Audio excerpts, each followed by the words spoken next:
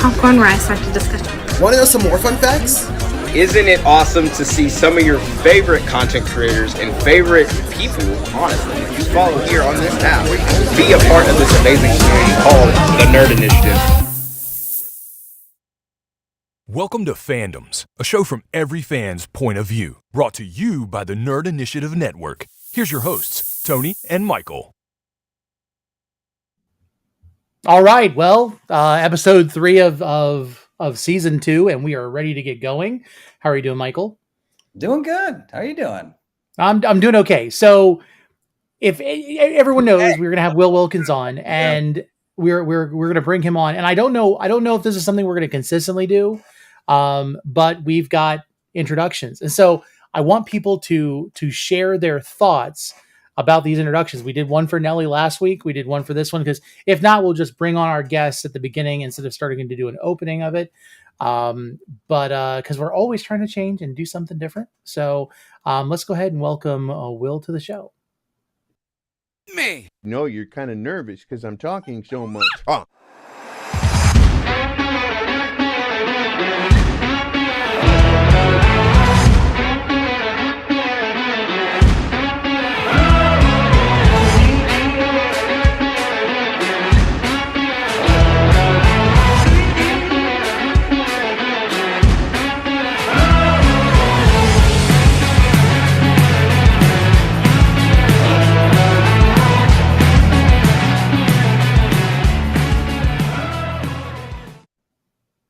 I have way too much time on my hands. Welcome, Will. How are you doing? Well, personally, I think the introductions are amazing, and I think they should continue, especially every time I'm on. Oh my gosh! By the way, I'd like to personally thank you for choosing the moment my puppy decided to eat my face off as that part of the clip. That was very nice. Thanks. I could not include that one. I remember sitting and watching that as it happened live. And it was hilarious. And of course, like I'm going through like through your stuff. And of course, if anybody doesn't know, let me go ahead and give a proper introduction. This is Will Wilkins, or at that Will Wilkins on pretty much everywhere else. You'll also know him as the host. What's that? I said he's that Will Wilkins. He's that Will Wilkins. He's also the host of the NETHEADS show. If you want to go ahead and give him a follow and check that out, subscribe to his channel. Him and his co-host Trent, and sometimes me, will talk and wax nerdy. And he's also the CTO, the Chief Technical Officer, right? Is that how we go with it? Chief Technology Officer. If it involves technology, it involves me. Yes, of SMODCO, which if you don't know, that's the podcast network that Kevin Smith has started, and it's been running for a good long while. In fact, how long has NETHEADS been going? Oh, NETHEADS itself. That was, technically speaking, I believe it was around August or September of 2011. And I only know that because Kevin Smith had launched his streaming radio network on May 9th. And that's how I came into things, because I essentially built the live streaming radio studio that he built in his living room. Well, he didn't build it, I did. So that's how I came into this. And then it was sometime shortly after it launched when he's like, are you going to do a podcast on the network? It's only fitting. And so that's when I converted my Radio Askew podcast over to NETHEADS, because I figured it would be really a little too douchey to be doing Radio Askew on Kevin Smith's network. Now Will is the you were also the first person to say douchey on the show, so congratulations on You're welcome. Yes. Thank you so much. My 8-year-old is learning new words every day. But Will is not just, I mean, like, NETHEADS is not even the start. In fact, I hate to say this to you, because I don't want to carbon date you too much, but you're kind of like the granddaddy of streaming services on the internet. And go ahead and can you talk about the first thing that you really did online and how that started? Because this is something that I remember as well. I'm not going to say anything because I don't want to make you feel old, but go ahead, talk about this first experience online. You were a little kid, Tony? Well, I was a teenager with my AOL account that Oh my goodness. Once again, I'm going to now be using a term, which is, kids, I am, first of all, you're probably going to have to Google the very reference I'm about to make, but I am the Ed Wood of internet streaming, I guess is the best way to put it, because I just won't stop and I keep making content no matter what. It actually, the story, if you want to hear the most complete story that ever existed, it's actually a story of completely failing upwards continuously. You guys want to hear that, or you want to hear the abridged version? Hey, we're here for it. Yeah. All the All right, time I'm in just the making world. sure, because suddenly your typical, maybe let's say 84-minute podcast is going to get blown out of the water if you give me free reign. Way back in the day. So we're talking about around 97, I would think, 1997. At the time, a radio celebrity that I enjoyed, Alex Bennett, had been taken off of terrestrial radio as part of the paving of the way of Howard Stern coming into San Francisco Bay Area radio. And I say that because he got paid not to be on the air for a year. During that time, he had good friends at a company called Play Incorporated, and they saw that there would be some type of synergy between their products and stuff Alex was trying to do, because he had popped up a little area of his own website where listeners could submit a podcast idea or a show on demand. Podcasts weren't even really a thing then. And I came up with one called Shows on the Road, where I was literally recording it into a laptop while I was driving. I know it sounds terrible, but I would get everything set up and then just start recording and end it on the other end.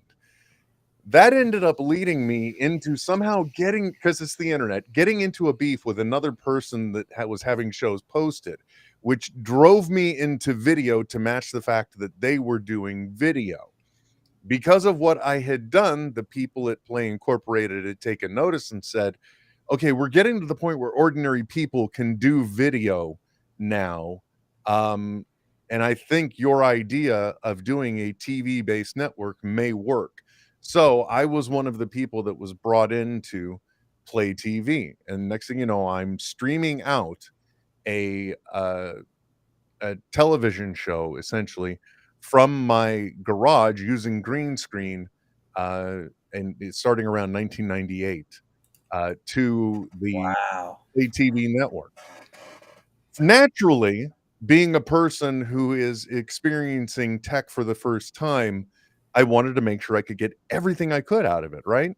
So one of the things that was happening at the time, Kevin Smith, it was around the time that pre-release of Dogma, and he was doing a special board screening of the movie for people. So now I had actually leveraged the network and its potential resources to be able to get in on the press junket for online for Kevin Smith's movie Dogma.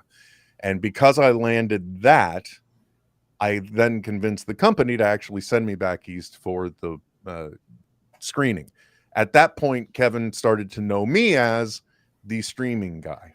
And so I did one favor for him where he was trying to do a test show and he wanted to expand the audience as much as possible for KLSX in LA, and it was like the Kevin Smith show. So I got him streaming on that. And then I've interviewed him, a few times through the years. Like when I had my short-lived show on Comedy World Radio Network, which was actually the first time I did NETHEADS. I repurposed all of that stuff for the new NETHEADS on SMODCO because I had the things laying around. Cool announcer saying my name, saying the show name. Perfect.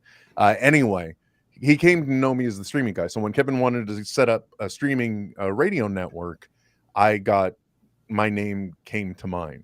And the rest, as they say, is history. I forgot even what question I was answering. Or were we just talking about my entire history? That was exactly it for me. Okay.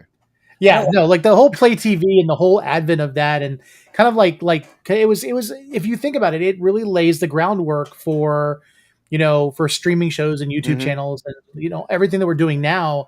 I mean, this has only been possible because people took the step to try something new with a new technology. And so you're kind of the pioneer for it, and I hope that doesn't make you feel any older. I mean, we can get you one of those, Daniel Boone hats and stuff and wear that around, but really, I mean, you kind of like help birth this. I mean, I was at least part of the learning curve of the industry. There we go. I think that might be the most accurate reflection.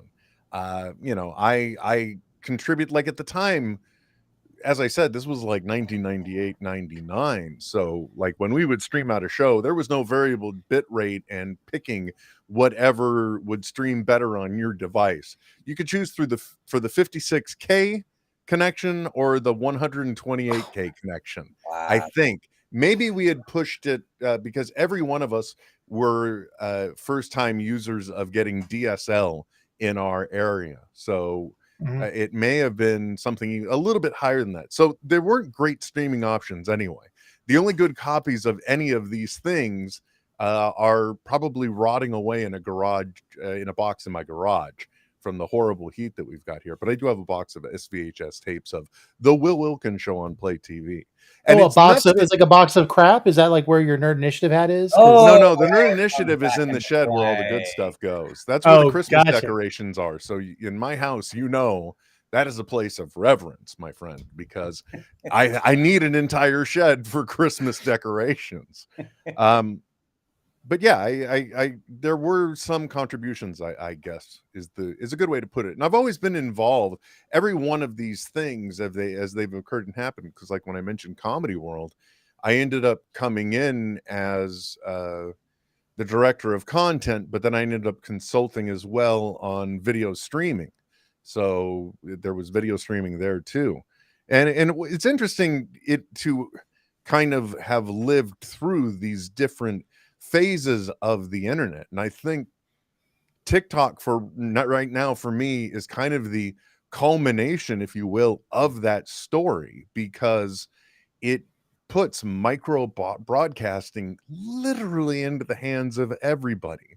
So anyone has a potential to find an audience out there. I think it was Joel Hodgson's on Mystery Science Theater 3000. He had made a reference in a documentary about the making of the show that he says, we're not worried about everyone getting it. We just know the right people will get it. And from there, an audience would be born. And that's like everyone's potential right now in all of the different ways that you can just stream from a device in your hand. It's kind of awe-inspiring in a way, I guess. Yeah. When you reflect on it that way. But it's okay, I'm entering the stage now where I'm just going to start telling the same damn stories over and over. So better to be on the beginning part of it instead of the sad decline where everyone's saying the story right along with me. You're getting good practice at it, though. There we go. So, I mean, it's funny. I'm not as young as I look. So know that I've been there and have been around for a while as well. So I think actually Tony's the youngest on the show right now. So hold on, wait.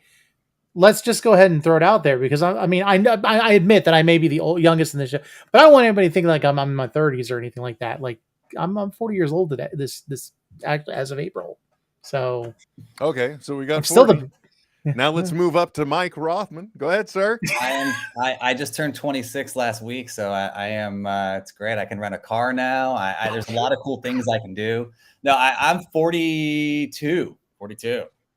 Okay, so you're not that much older than me. I'm old enough to start forgetting my age at this point, which is bad. So see, and I get to proudly state that I am the new 52.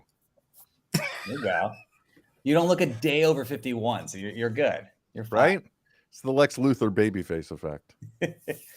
But what I was segueing in there was, are there things that you are nostalgic for that have gone away? Like and this is a weird memory for me. And so I won't hijack it because it's a question for you.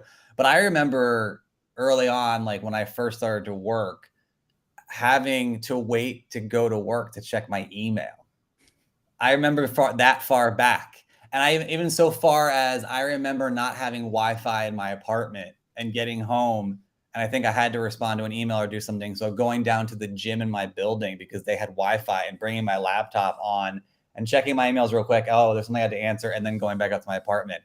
Are there things that are nostalgic to you that have, you mentioned VHS tapes and things like that.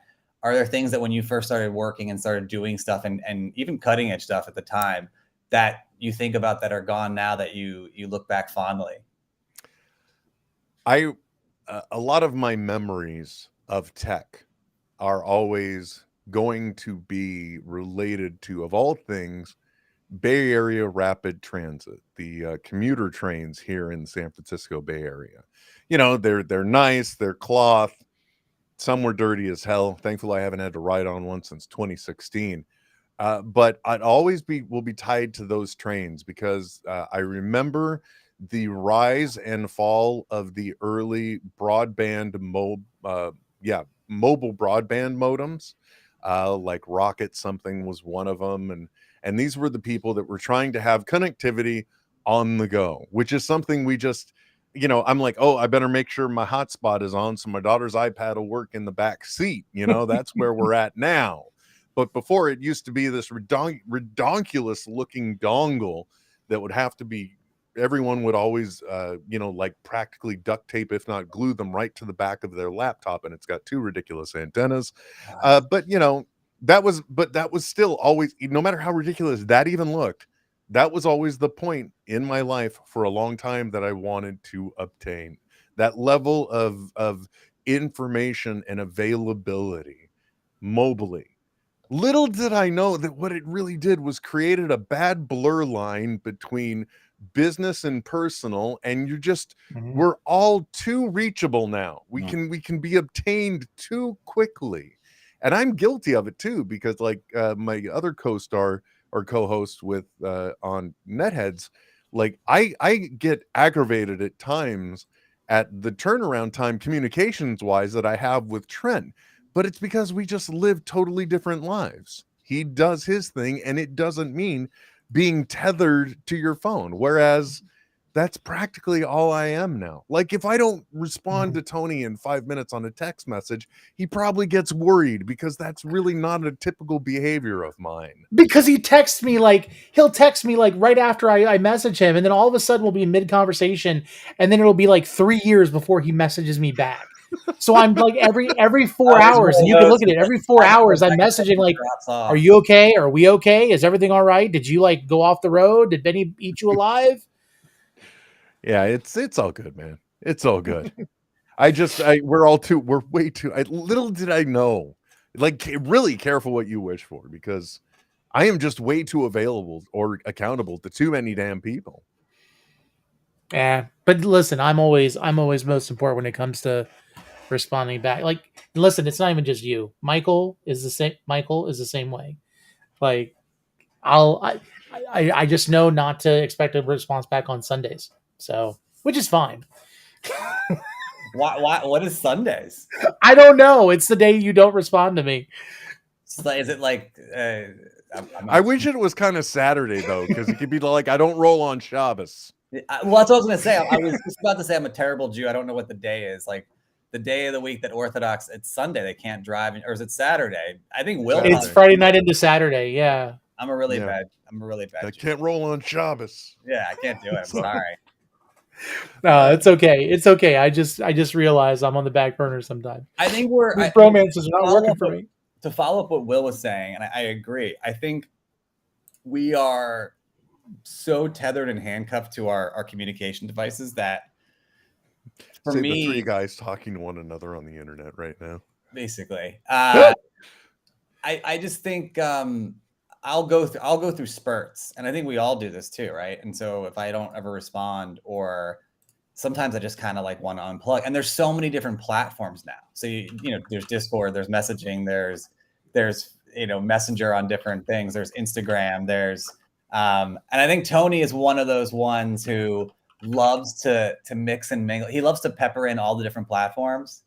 So he sent this invite here. He sends it on Discord. Then he'll text you and be like, "Hey, we're hopping on in 20 minutes." But then sometimes I'll get an Instagram message, and he'll be like, "Hey, this is the video I was talking about." And I was like, you're like, "Wait, what is going on?" And so I think that is, and this is not aimed at Tony. I think sometimes you go through spurts, and then you kind of have to do a detox, and like even a mini rehab of like. Now I'm very tempted to do like a red string board tracking board of like, okay, so first Tony reached out to me this way on this platform, but then at 4:08 he ended up messaging me from that platform, but that ties back to I see a pattern forming, and we'll numbers this thing. Yeah. I listen. Whatever happens is I typically message with whatever platform I'm on at the moment. Whenever I send these invites, I always send them on Discord. But then, like, because sometimes I'll try to text them because I'm thinking, oh, you can join. Like, if anybody doesn't know, we're on Restream, and one of the cool things about Restream is you can send the links to your phone, and you can actually add your phone as a camera.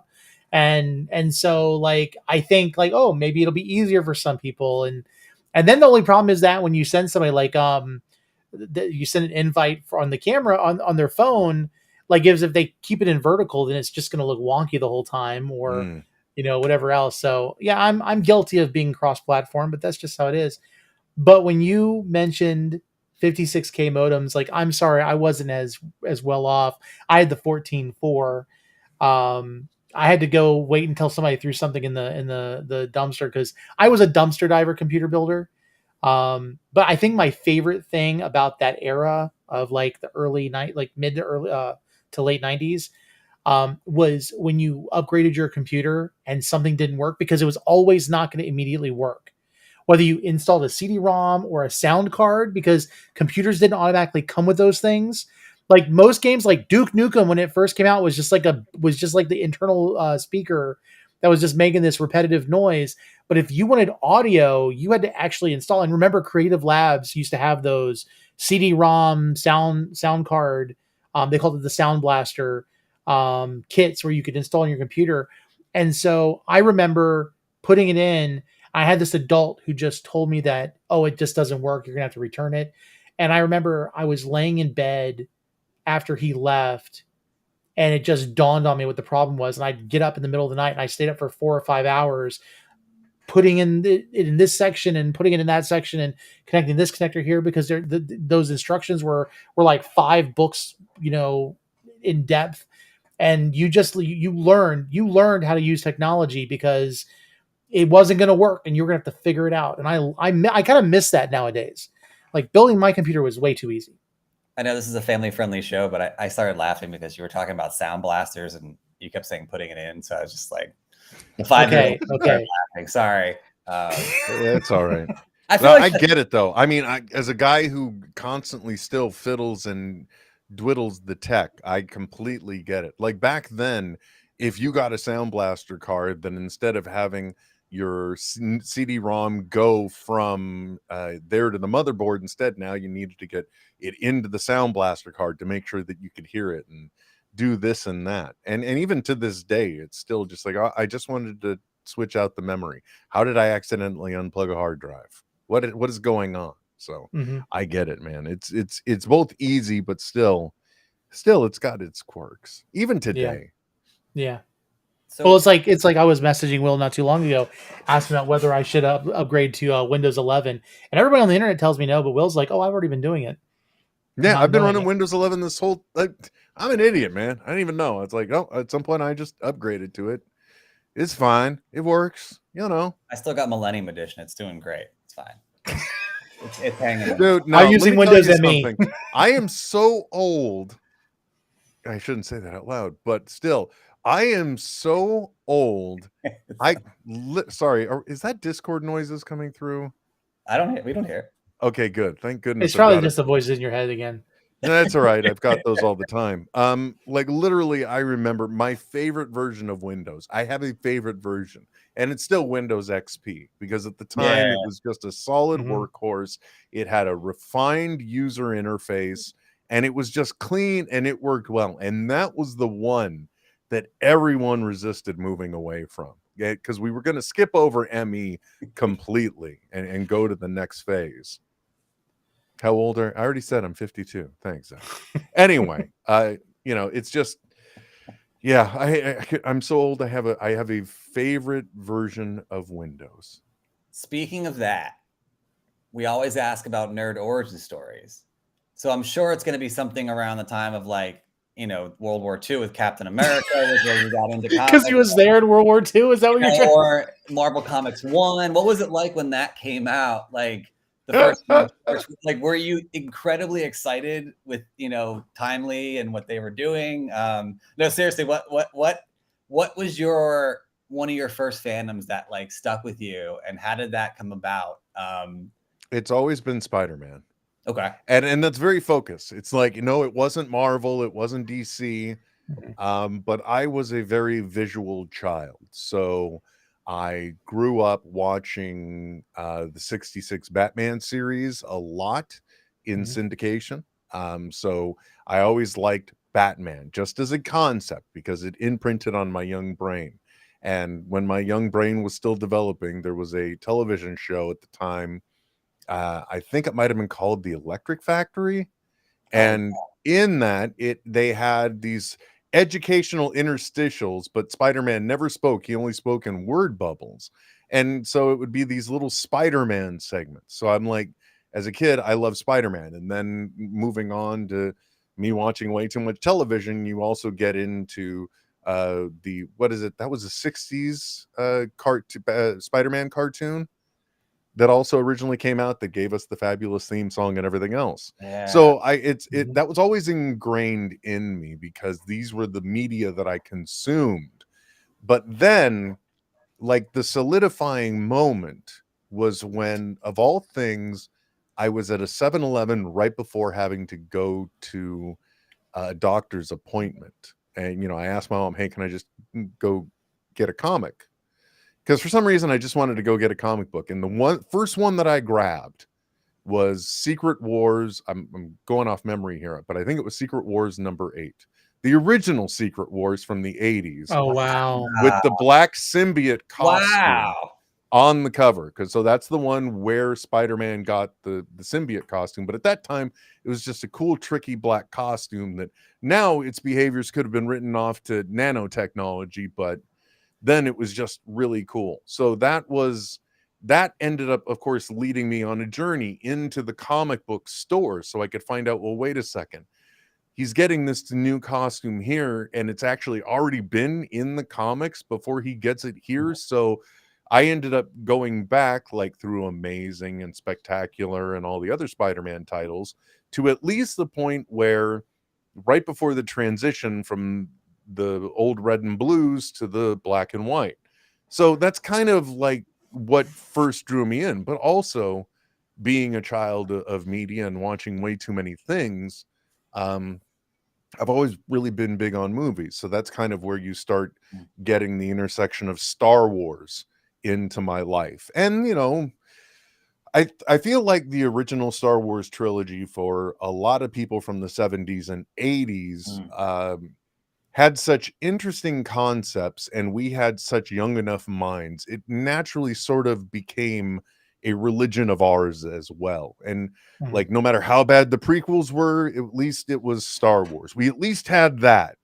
And then think whatever you want about the final 3 movies, but it was still Star Wars. And now we're in this candy land of Star Wars where, we get dark and gritty and medium of the road and stellar. And what is happening? So there was that. And then also, once again, through television, my last passion, other than Back to the Future, because that's cinema too, is Star Trek. Because, as I was growing up, it was already in syndication. So, and, I just was always drawn to it. I don't know if it was the campiness or it was just something with them in space. So that drew me in. So those are like all of my things in a basket, nerd, if you will. What the blender of nerd that molded me. I love that. Man, you're just sitting here listening to you talk. I remember 7-Eleven used to have the comic book stand. I remember that so vividly, like, because that was my thing. Like, I used to read the Ninja Turtles comics, and like that was the only place you could find them. I think it was like Topps did them before IDW even was really a thing with them. And like there was like this own variation, and you'd go because like it was right next to the Errol's or the Blockbuster, and you'd go there, get the movies, go get a comic book, and get some snacks, and that was a typical Friday night for me in my childhood. Yeah, the old spinner racks, man. Used to be a thing. I know. We were just talking about that recently too, with somebody, and it was like my first comic I ever got was Fantastic Four. I forget the number. If I saw the cover, I would know it, and I got it at like a pharmacy.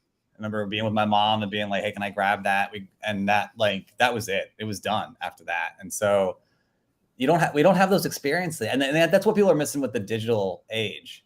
You don't have that. I remember. Again.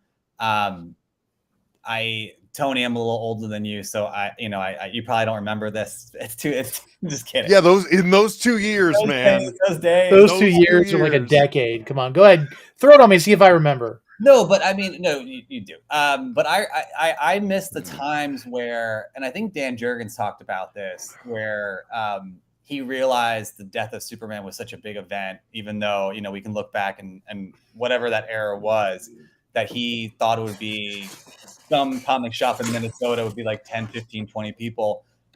And him and Brett Breeding are driving around, and they get to the comic shop, and there's a line down, hundreds and hundreds of people waiting to get in to meet these guys and get their autograph. And this, I remember waiting as a kid for those things to come out. And there it is. There it is. This is my first comic. This is what got me into my nerdom. And the comic has been worn out from reading it, but I've still got all of the stuff with it.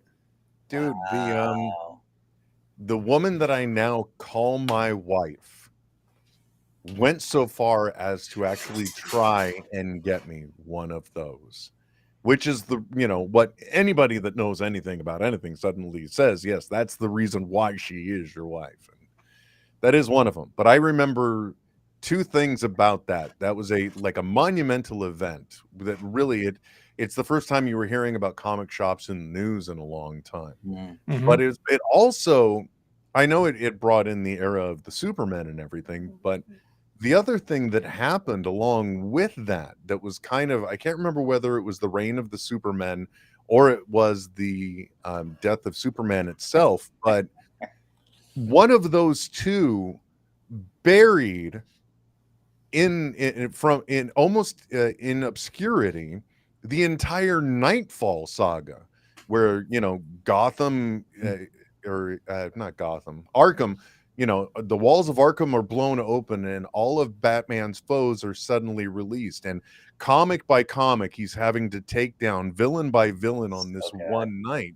And then we learned that this was actually part of a mastermind plan by somebody else who is just doing this to wear him down so that in a final confrontation it'll be easy peasy. And that was the Bane and the breaking of the bat, and another monumental thing, but almost totally lost to anyone that wasn't paying attention, because the death of Superman kind of cast a cloud over everything. They were back to back. I remember them being very, very close to each other. And I was a big enough nerd that I was focused on both. But yeah, I mean, it's kind of it's crazy to think that they were the juxtaposition was so close back then. Because I mean, back then movies were out for 6 to 9 months. Now it's like 2 weeks, and so it's it's amazing that they did that. It was I remember this drove, it just inspired me. I wanted all of the comics leading up to it. And when you talk about Reign of Superman, I remember my mom went to Price Club before it was Costco, and they had a box set of all of the initial Reign of Superman in those the die cut covers with the different logos on the chest. And I remember, I wish I still had them. Those got worn out too and got eroded. But I'm telling you, that just inspired me. I was into it so much. And then you saw Superman come out with a black suit with the silver emblem, and the mullet. Don't forget the mullet. The mullet, yes, the beautiful, gorgeous, flowing mullet was epitome of the 90s. And then somehow he became electricity. What, guys? Sorry. As the story continued, clearly all the good writing was up front, and this was the cleanup stuff. But anyway, I digress. I will say one thing real quick, and then, Tony, we can move on. But I will say this, and I'm not it's Friday. it's Friday night. I'm not as eloquent as usual. I was kidding. I'm not eloquent ever. The fact that you wore those things out is exactly the reason those things exist. So that's actually a beautiful thing that you said, because you do not hear that anymore, where everything now is in a piece of plastic.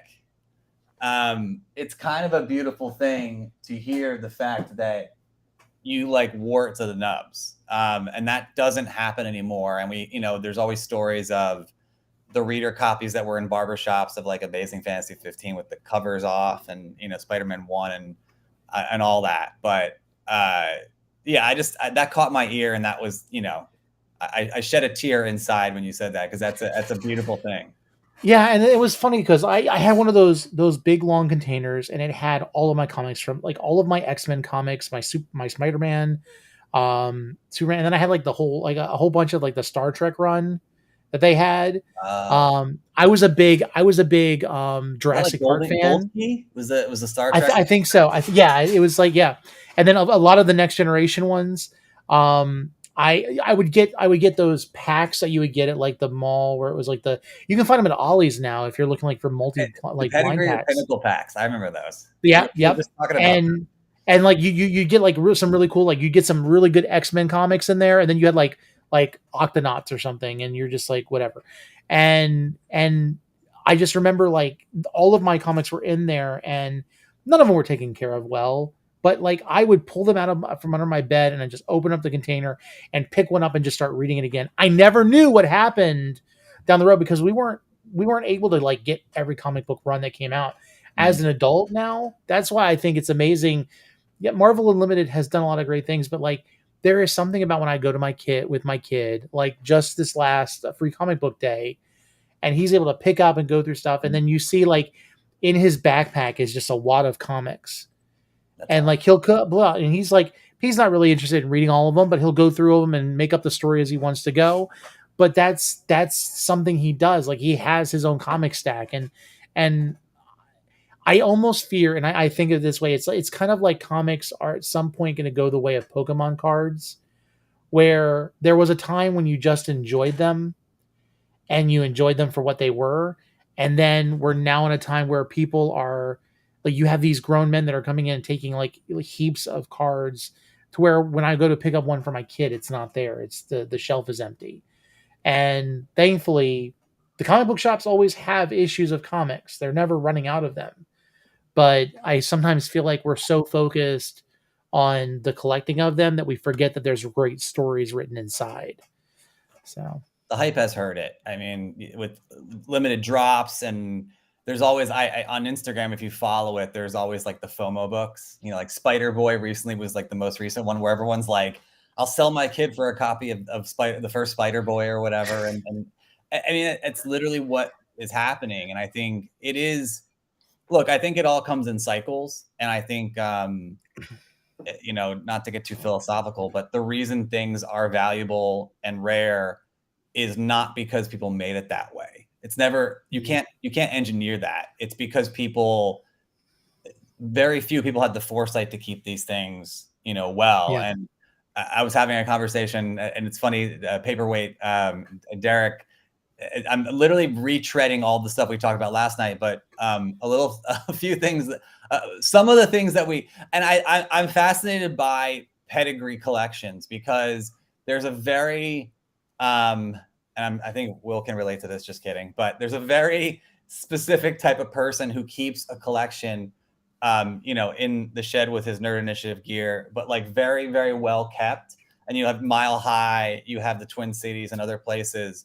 Those are 1 in a million people that have the foresight, or maybe it's the OCD, to keep it in such a way that it doesn't get touched and moved. And that's the reason, those things are valuable. Most people read it and enjoy it and whatever. And so when you try to engineer value, it's never gonna, that's what happened in the 90s. And look where we are, look what happened for 15, 20 years after that. So I think things go in cycles. So. Well, it's like a lot of people say, if I only would have kept that nice. Well, everybody feels like that way. Oh, if I would have really kept that Secret Wars issue really nice, it'd be worth a lot of money. No, it wouldn't, because if everyone would have kept it nice, there wouldn't have been a demand for it because it'd still be in circulation. And I think that's the thing. Like, I think it's rare because those were popular and people used them and read them. Like this has only got sentimental value for me. It's got pockmarks on the front from use, and it's worn on the side. I don't even know what the grading would be, but I just love the fact that I've kept the extra stuff nice. And for me, this is important. This is the thing. And this is not even a slab. This is something that I can open up and I can read, because I've read this even recently. It's almost like anytime someone on TikTok asks me if I like DC Comics, I immediately I want to go back and read that again. And I want to say this, that fracking cat said, I still have it bagged. Buddy, don't ever open it, because you're going to be sorely disappointed, because those bags were toxic to the comic. Yes! And if you have it in mint and you open that thing up, it's going to be completely black, because it's not good. I have I think it's an Amazing Spider-Man number 400. I can't remember which one it is. It's the first appearance of Venom, and 300. The outside looks great, but I don't know what happened on the inside, but there was some color transfer between the pages, I think. And man, that's depressing. Miranda and Janelle also mentioned her Beanie Babies. I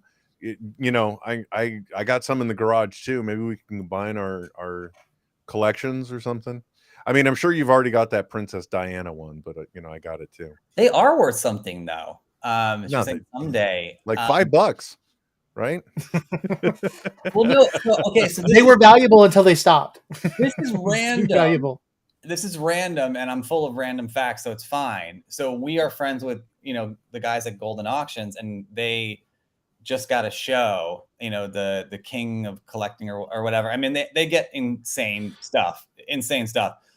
But if you watch on Netflix, the first episode, a big segment is about the Beanie Babies. And like you said, someone brought in like 1 or 2 or 3 of the Diana. They're worth like $500 to $800 a piece, depending on the value.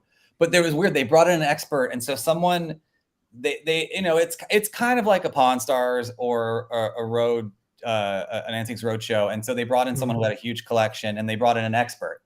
And Will, you might know more. I don't know about this, but obviously comics, it's the corners, the covers, the pages, the stuff like that. With cards, it's the corners, the edges, whatever.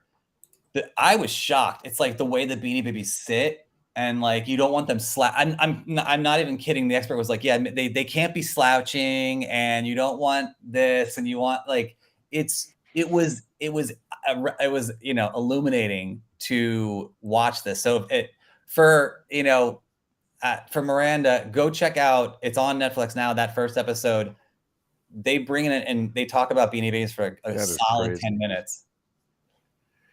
Yeah. No, if they're hunched over this way, then long term you'll get a crease, and it's probably, I can already hear it. It's not good for your metabolism either. Your stomach starts to, you don't want to sit all day. You want to have a standing desk and stuff like that. So same thing with Beanie Babies. You can't have them I don't know. I'm not making this up. It was an actual thing. I swear. People working out Beanie Babies now. People are trying to bring the market back, I guess. Let's do this. Let's take a quick break. We've got some movie review or movie suggestions from Pooja, some Pooja's picks, and then we'll be back with Will. Hello and welcome back to Pooja's Picks. My name is Pooja and I'm here to bring you the latest in movie news. Let's get into what's playing in theaters now and what's coming soon.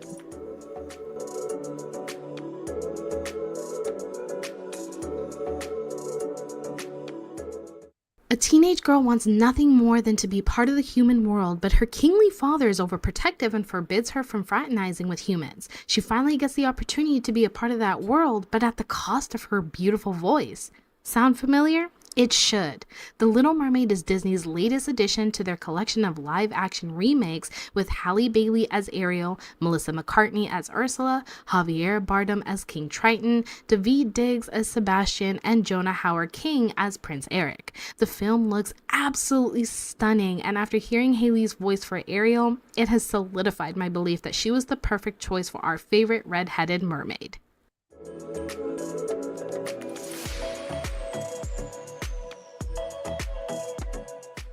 For those wanting to kick off their summer vacation with some horror, the Boogeyman is here to satisfy that craving. After the passing of their mother, two sisters struggle to cope and grieve when their father, a therapist, fails to give them the support that they need.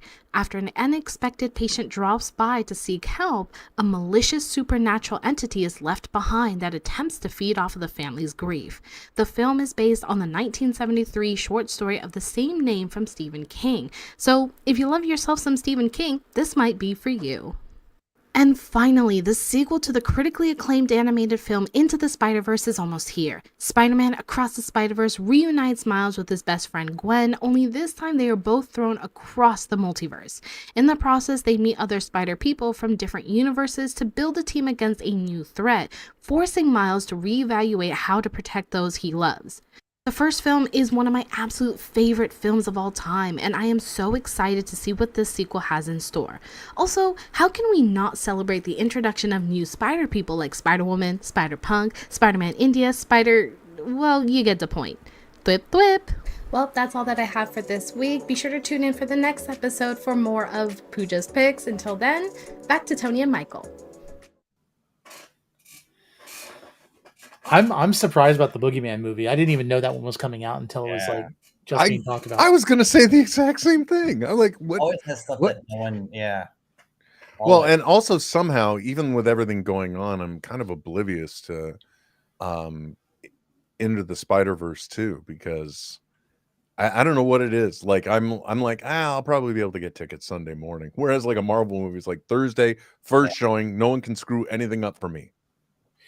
I've already heard. I mean, like, so they did something different. They did an advanced early screening with a lot of content creators. I think it was like just the last 2 days ago. Mm-hmm. And they invited a lot of people in LA to go do that, which they did before the premiere even happens, because the premiere is I think next week.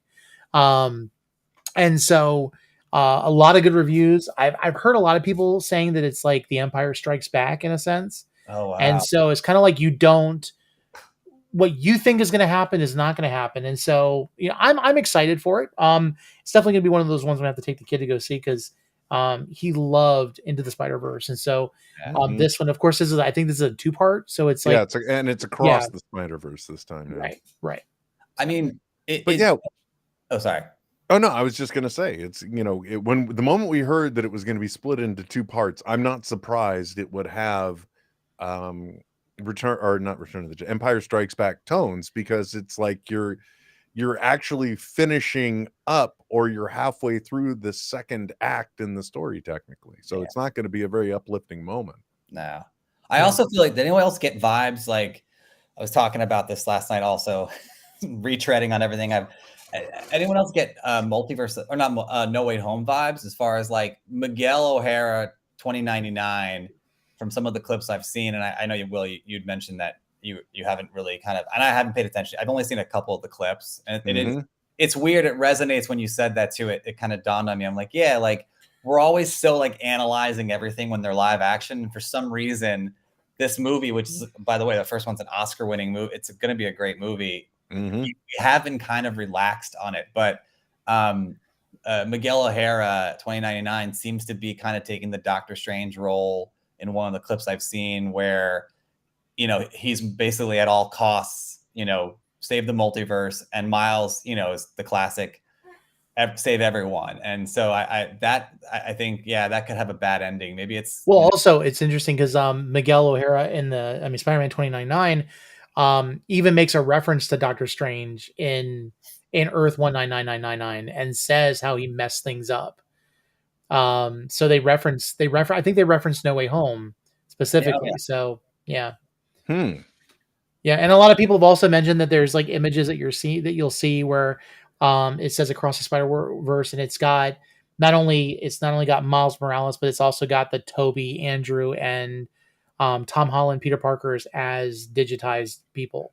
Well, I now realize why I'm not as concerned. It's because with animation, you can literally do anything. So anything is possible. So in a world where anything is possible, then there's only so much. But the chance of seeing Spider-Rex like that, I mean, that just Like if you haven't seen the short, that was the weirdest so thing much I've ever fun. seen. And you see a thwip, and it's a T-Rex, tiny T-Rex. Mm-hmm. That was. And then and then Spidey Cat that spits the web. Like Yeah. That is literally my favorite trailer, teaser, or clip that I've seen in years. I mean, we always get excited about these big movies that come out, but just for something that, like, again, on the same storyline of us not stressing about it either and having fun with it, that clip just like I think I watched the Spidey Rex thing over and over. It just makes me smile the way he's like jumping and leap. It's great. Let me tell you, I can't even imagine what, and because these are all the things we've already had the world look at and identify for us. I cannot even imagine what else is going to be in this movie, because I will tell you, the first movie has all types of little visual gems all throughout it, including my favorite one. When they are leaving the cafeteria, there are two great visual moments. At the moment everyone in the cafeteria realizes there are spider people here, everyone is quick to like whip out their guns and everything, but there's one woman sitting at the table that's just me every Monday, because she's just like, she just quickly does one of these and puts her head down, because it's like, I just want to have my coffee and now we got to deal with this. Mere moments after that is the literal action sound of bagel, if you notice it, because as Yep. When they throw the bagel and it hits the guy in the head, it says bagel. Two of the greatest little visual gags that I didn't even pick up on until however many viewings in. Not to mention how many times Stan Lee is in the movie. It's I can't even imagine what they're going to do with the new one, and I'm really looking forward to it. But like I said, I bet you I can still go online and get tickets for Sunday morning. So. Well, it's all the memes. I mean, like the entire SpiderVerse doing the Spider-Man pointing meme. Like Spider-Man, get him, and it's like, who? Him? You? Yeah. So, we have one more segment to do, and then we can kind of touch on some our opinions on a couple of things that have happened this week. But we've got Nerd Tween, who's going to share his opinion of Ted Lasso. So here we go. Everyone, let's talk about Ted Lasso. The second to last episode of the season and the series is out right now, and if you have not seen it, you might want to go ahead and skip on out of here, because we're going to get into spoiler territory in 3, 2, 1. Are you here? What an episode. Mom City is probably one of the best episodes of the entire series. It will make you laugh. It'll make you cry. It'll make you cheer. It has everything you can possibly want in a episode of this amazing show. We have seen time and time again how amazing this show is. From start to finish, where you look at the directing, the cinematography, just everything is just absolutely top notch. This is a master class on how to make a fantastic television series. But in this episode, it really highlighted Phil Dunster, who plays Jamie Tart, who is absolutely amazing character that has such a great arc in this series so far. And this episode was him really coming to terms with who he is as a person and becoming the best version of himself. And the acting and the chemistry between Brett Goldstein, who plays Roy Kent, Juno Temple, who plays Keely Jones, and Phil Dunster is just absolutely fantastic. It goes through his childhood home, and you just get to see everything. You learn more about one of the best characters in the entire series, Coach Beard, who is played by Brendan Hunt to a masterful degree. It just had some of the best moments in the entire series. I loved the conversation that Ted and his mom had. It was just heartbreakingly beautiful. I can't wait to see the season finale. It's going to be absolutely amazing. I'm sad to see the series go, but at the same time, I mean, it's been damn near perfect. So you kind of just got to give it to it. I only want to make one prediction, is that the goalie, who has been going by Van Damme this season, has a mask on his face, and was making fun of him, how it looks, and he was absolutely fantastic, saving every goal there could be in this episode. I predict he's going to paint it black and go back to his actual name, Zorro, but they're going to call him Zorro in the season finale. The show is just top notch in every single way, and I can't wait for the next episode. So, okay, I just found out today that the next episode is the last one, and it really, it's really sad. I'm gonna miss the show so much, and then you have Succession too, ending tomorrow or Sunday. Sorry, we're losing 2 great shows in 1 week, and Like, is it the last show for good, or is it the last show of the season? series finales. I mean, I knew Succession, and again, I don't like in a world where information is everywhere. I don't know how I missed, and my wife missed that Ted Lasso. Like, I honestly was literally doing something, and I saw it, and I texted her, and I was like, "Did you know the next Ted Lasso is the last episode?" And she's like, "Absolutely not." And so we both kind of lamented and had a little cry, and then now we're like, "Okay, this is it." Like, I mean, to be fair, all of the scuttlebutt is there's always been a back and forth about will season 3 be the last season, and Jason Sudeikis would say be non-committal.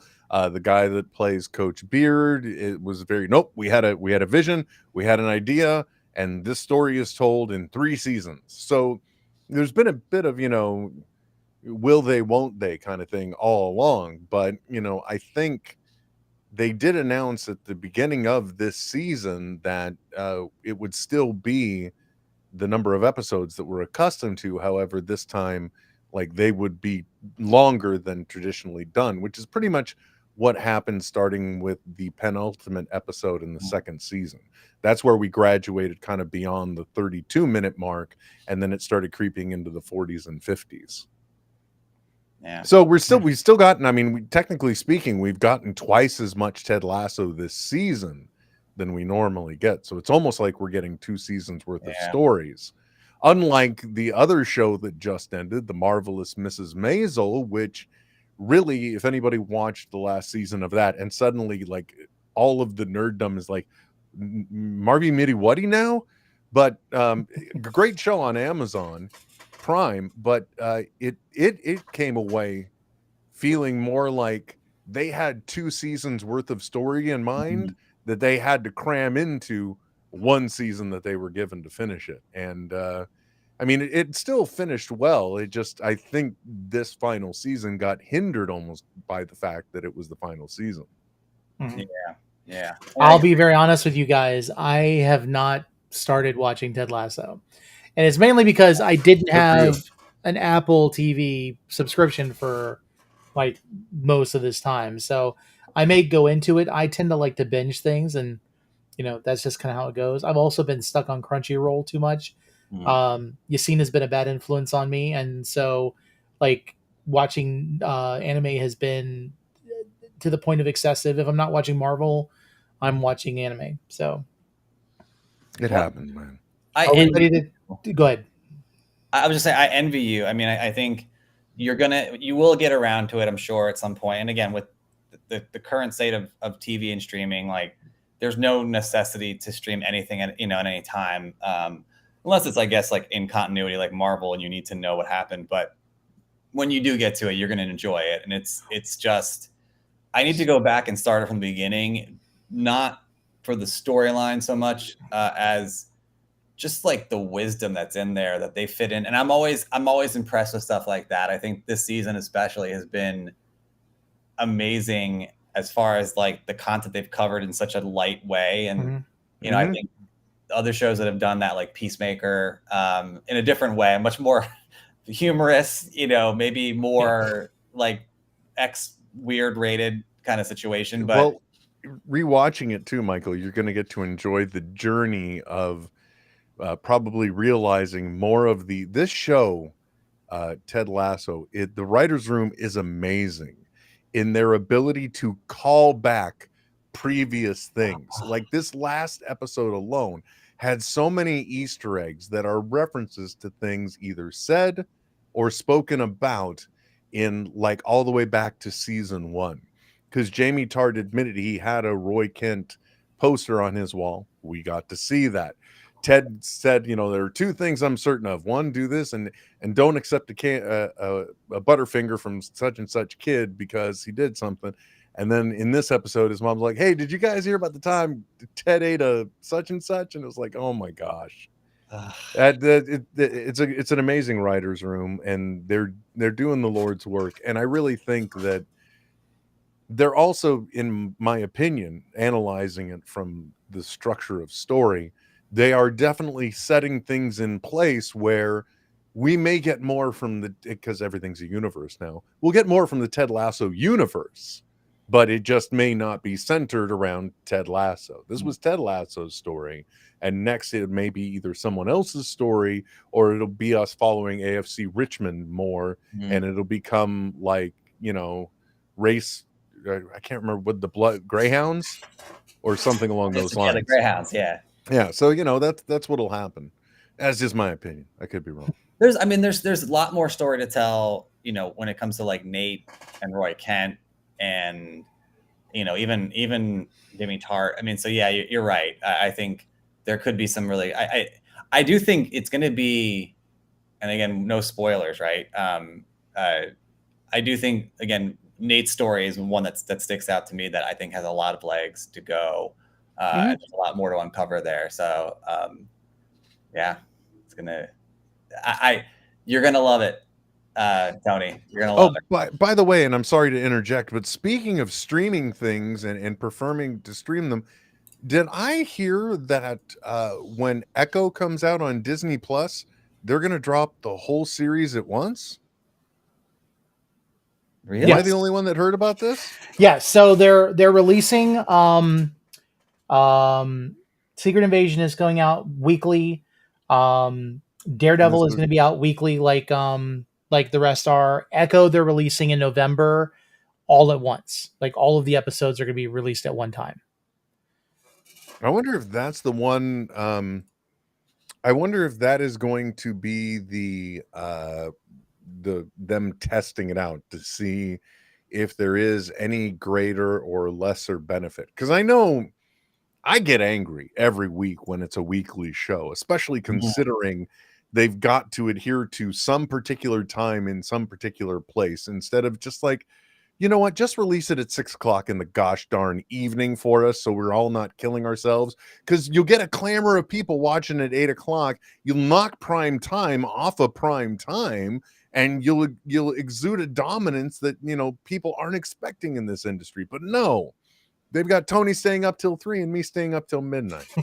You guys are nuts with that. I think with Daredevil and Punisher and the early Netflix shows, they used to drop it all at once, right? I remember. Right. Netflix with Marvel Television, all of the Netflix shows did drop at once so you could binge it. But yeah, for Disney Plus, this has been a thing because I think the big pull for Disney Plus to have it out episodically was the idea that either you had to wait until all of the episodes dropped to get a trial subscription or a subscription of Disney Plus. Then, because a lot of people were like with Mandalorian, like they would wait until Mandalorian dropped everything while everyone's talking about it and having a great time. And then they'd get it once the season dropped, they'd binge it all at once, and then they'd cancel it after that. But I think it's a little bit different now. I think that's also was off of Chapek's watch when it came to Disney Plus, and we already know that there were some things that were not done appropriately with Bob Chapek. And with Iger, it could be his doing to try to see how it works. I will just say this though, I hate when they use either an indigenous or a person of color and their story as the experiment. It can be that you can imagine it that way, but I don't think in this realm it takes away from that story, because if anything, it just means everybody's going to get to watch the whole thing at once, but it's not going to have as long of a life of conversation, I think, as things like Miss Marvel did or Falcon and Winter Soldier, because like with Loki, TikTok and YouTube and everything blew up with like speculations and what do you think this means, and you could like really dive into it before the next episode hit. But oh my god! But can you remember what TikTok was like? I'm now devolving into telling stories about recent media, but seriously, when WandaVision came out, that was, in my opinion, that was the moment where the TikTok subgenre of content creator discussing content really kind of hit. Now, of course, it is because I'm interested in it, and the algorithm gave me what I wanted. But I really feel like there are some people that launched into the stratosphere off of like the ability to just speculate. I mean, everything was Mephisto, but all of the speculation and the talking about the media in this communal method in TikTok, fresh into the pandemic, it was like a perfect storm that created some personalities, if you will. But for Tony's point, don't forget with Miss Marvel, and this is under Chapek as well, but they made that, I think, the grave mistake of putting that out and putting out Obi-Wan at the same time. And Obi-Wan, which I thought was a fantastic show. And so I don't think that let Miss Marvel breathe as much as it should have either. Because I think Miss Marvel was out like Wednesdays and Obi-Wan was out Thursdays or something like that. I remember it being super close to each other, and it just didn't give it time to really, for people to kind of, dive into it as much as they should have. So I loved Obi-Wan, but I was so focused on Miss Marvel, I had to wait until Obi-Wan was done to kind of go back, because I think we started watching Obi-Wan on Stream Lounge, and then we had to drop it because I was consumed with Miss Marvel, and we was like, which do you pick? That's a problem. I think that, it was really a problem because we would watch Miss Marvel and then everyone else would go to bed and I would watch Obi-Wan. Michael, I'm telling you, you know what? When the baby comes and you're like going to be like awake and not sleeping, you just need to join us a Stream Lounge with us while we're doing it. I'll join you, and then you guys will see me falling asleep as I'm like, be like, that's okay, because then we'll talk crap about you on the Stream Lounge. That's fine. My salvation. That's fine. We do it just like we used to do to Johnny all the time. Listen. Donovan usually is like asleep and he misses the episode, and we'll talk crap about him on the recording because we know if he goes back and watches it, he'll see it. But right. We're like, yeah, he's probably sleeping. Yeah, exactly. It's because we love him. Okay, so let's go ahead and cut a couple things before we yo, Blake, what's up? There's a couple things that came out in news this week, and I don't want to go through a whole bunch, but I just want to get our thoughts about it. So let's touch on a little bit of nerd news. I've only got 4 things, so let's go ahead and touch on the first. With the writers strike, the WGA Writers Guild of America strike, we discovered that Ryan Reynolds is back to the mouthless Deadpool. Because he is a member of the WGA, he cannot ad-lib right now while they're in production. And so as long as the writer's strike is happening, he cannot ad-lib anything too. And if you know anything about Deadpool, he's a writer on this film, and he can't do anything. And a lot of people are like wondering what this is going to mean. I really just think it means they need to postpone, any more production, until it's over. But what do you guys think? Well, we already knew that this was gonna be a problem because there is, as you mentioned, there's only a very minimal amount that he can do before it's considered writing new media for the project. So we already knew this was going to be a problem. And then after the news came out, we found out that like the majority of the takes he's involved in, they get one in the can and then he goes nuts. And that's usually where the content comes from. So I'm sure he is feeling very, very stifled, but I think that there is a lot more at stake right now than just Deadpool 3 making its market date. So I'm more than happy to have him muffled, and I'm more than happy to have this project completely stall out for now if it has to, because what's going on with the WGA is far more important. Without absolutely. The words, we have no entertainment. And people need to be adequately.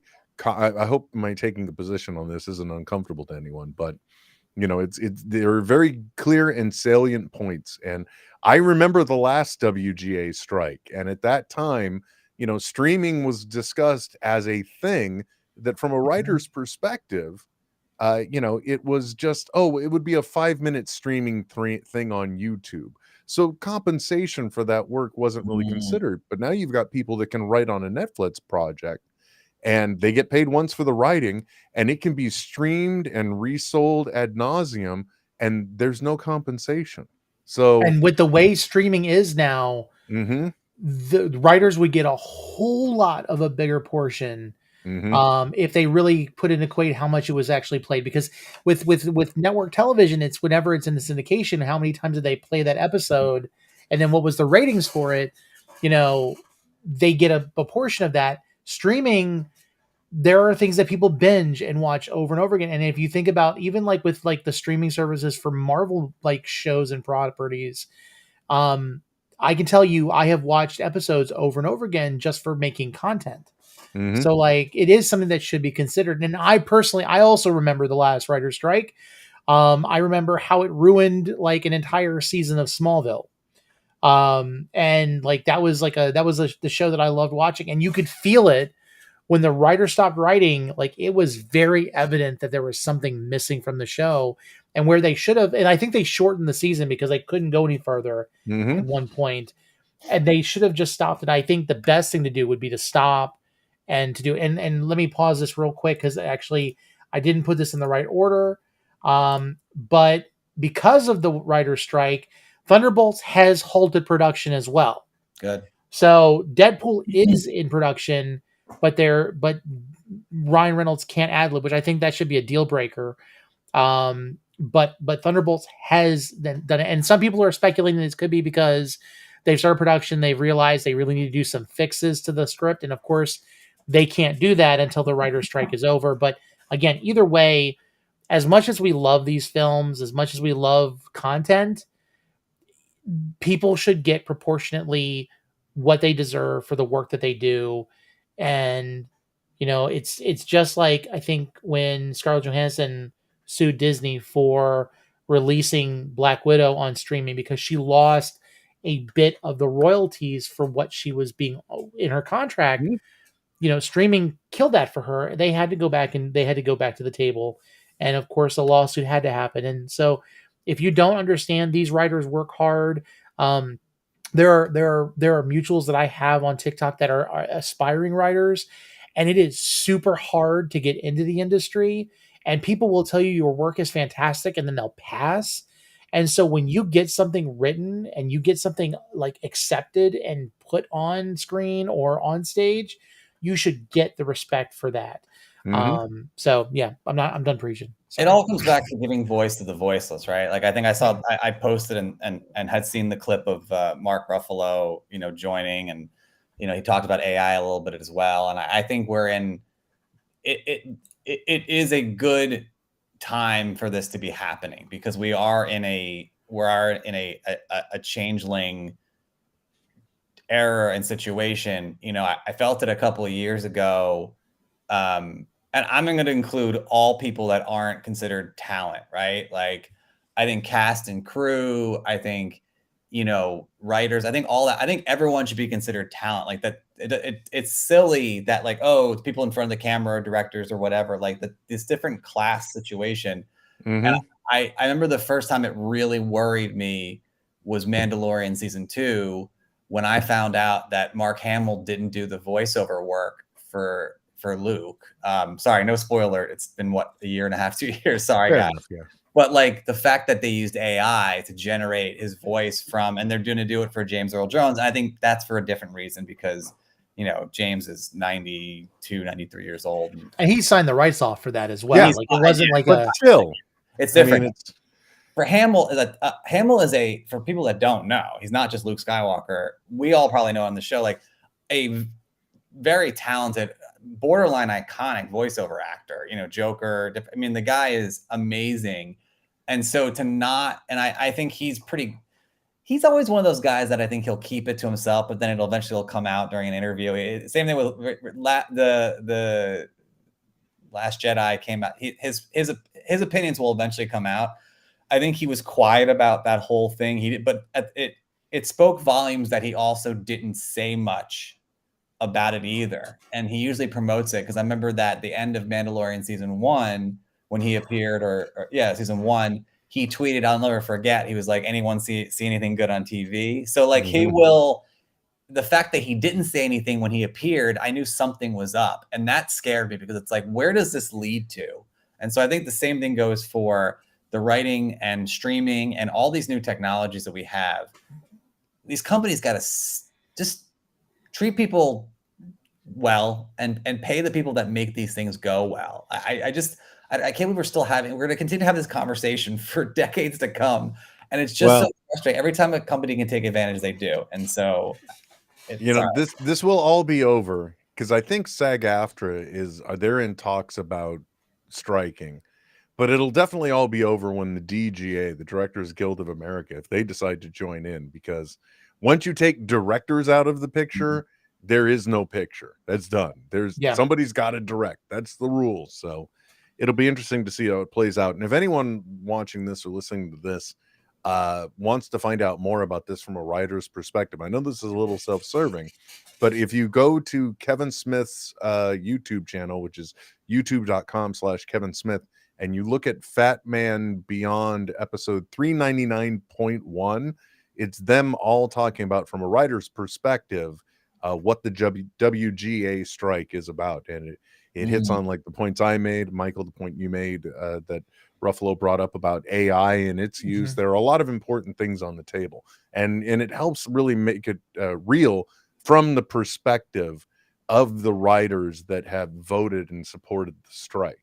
Because there are writers, people that have written prolific things in Hollywood that aren't able to keep food on the table because of the way the industry has been restructured. So it's even a deeper thing, because if you take it to other industries, like we talk about comic books, and it's the thing that we're really into. The artists and the writers for the comic books that we love do not get. There is an entire organization. There's the Heroes Initiative that is specialized on trying to help people who have been in the industry of comic books, for writers, illustrators, inkers, everything, to just be able to survive, because they don't have pensions, they don't have retirement. There are guys that are in their 70s, 80s and up that are still doing the convention circuit, doing commissions because they're trying to survive. And there needs to be a better, way. Because I mean, back in the day, it was you got paid per page, or you got paid per frame, or whatever it was. And you see these guys that are their panels that are being recreated on movie screens. Their stories are being retold into movies, and they get nothing for it. They might get Thor Love and Thunder, man. Yeah, I love Marvel. Marvel, but I think they give them like a $5,000 bonus for their story being used in a movie. That's awful. And it should be so much more. But James Gunn has even, he's put a halt on some of the stuff for DC, because of course he's the writer for Superman Legacy and some other stuff. And so, of course it's going to stop those things. And we should not be upset that those things are stopped. We should be upset that those people are not getting the proper pay. And so, of course, it goes without saying, I stand with the WGA. I think everybody in this show does. Everyone should get their fair share for the work that they do. And with that said, was there anything else that you think, Will, you would like to talk about before we head off? Oh Lord, man, don't give me any more of the microphone than you should. Haven't you learned that by now? Yeah, it's just been great because I can kind of like steer it. I like it. No, well, no, not really. Okay. I mean, sure I understand. Just zoom in on Will right now too. There you go. Yeah, I don't really have anything else. There's not really much to talk about, especially considering we went all in on the WGA, which I'm sure nobody was anticipating. I guess the only thing that I would kind of bring up too is that this past Wednesday there was one more era that closed out, the Arrowverse, the Berlanti-verse, however you want to say it. The Flash ended its 9-season run on the CW. I love being able to say the Flash ended its run. Not that I'm gleeful about the show, just the wordplay. And I have to tell you that even though there are still certain things I didn't agree with, I think it is something that they handled very, very well, given the the history of this show. Like, they started it off just the way I would have hoped, as we were in the clouds coming down on the city, and Barry is asking us to suspend belief, and we have to believe the impossible, giving us that classic intro. They gave us classic villains, and then they opened up a potential path for the future. So it was really great. And I just like want to kind of just take a moment and appreciate that show, because I can definitely say for 4 of those 9 seasons, it was one of the strongest pieces of comic book entertainment that you can find out there. And even as it got sillier or not quite as cohesive as it moved on, it still was one of the most comic book properties that we could see, right down to the fact that the thing I always appreciated about this show's structure is that it would tell the main story, and then just like you're reading a comic book, there's one extra moment before the credits happen. That's kind of like the back page of the comic book, leading you into something that may not pay off for 3 more issues, but you're seeing it there. So that was a really great show, and I thank Grant Gustin and everyone else involved in that program, because it was just one hell of a run. And what I would add about, you mentioned Grant Gustin at the end, we've talked in the past, the actors and the people that have made this, the Kevin Feige's, the Kevin Smiths, the Robert Downey Jr.'s, the people that have made this what it is. And I think Grant Gustin's right in there. Not would say, oh, the guy's an Oscar-winning actor by any means. I think it's just the fact that you can tell, if you follow the guy, if you watch the show, he cares. He loves the show. He cares about the fans. He takes it seriously. And that's all fans can ask for. And hats off to that whole show and crew, and to Grant and company. Everything that Will said and more. And speaking of hats off, I just want to also say this: whether you're just like Will and you don't value the Nerd Initiative hat, you can get one from the Nerd Initiative. I knew it was coming. I have Voldemort's wand. I will use it. Yeah, whatever. And so be sure to check out the Nerd Initiative merch store. I have to say it at least once. I'm contractually obligated, and therefore I am good to go. I can still, work with Michael. But also be sure to check out Will on NETHEADS. Their next show is whenever they feel like it, and you may see me on one. You may not. I love being the bearded stand-in for Trent, and at some point you've got to do an episode where I can be on with Trent, because I think him and I would get along well, because all I need to do is put on a pair of glasses and a flat-brimmed hat. And I think I know why we're friends, because you typecasted me. So a little bit. Just a little bit. No, I think what we need to do is first have the episode where you play Trent and he plays Tony, and then we have the Freaky Friday thing where we get you guys switched back, and then you're both on the show. There you go. That's just me.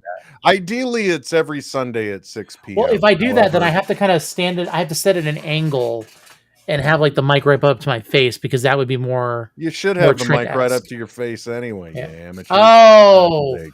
Oh. One thing that people are going to tell you about this podcast, other than that guy is really obnoxious, is they will tell you how good I sounded.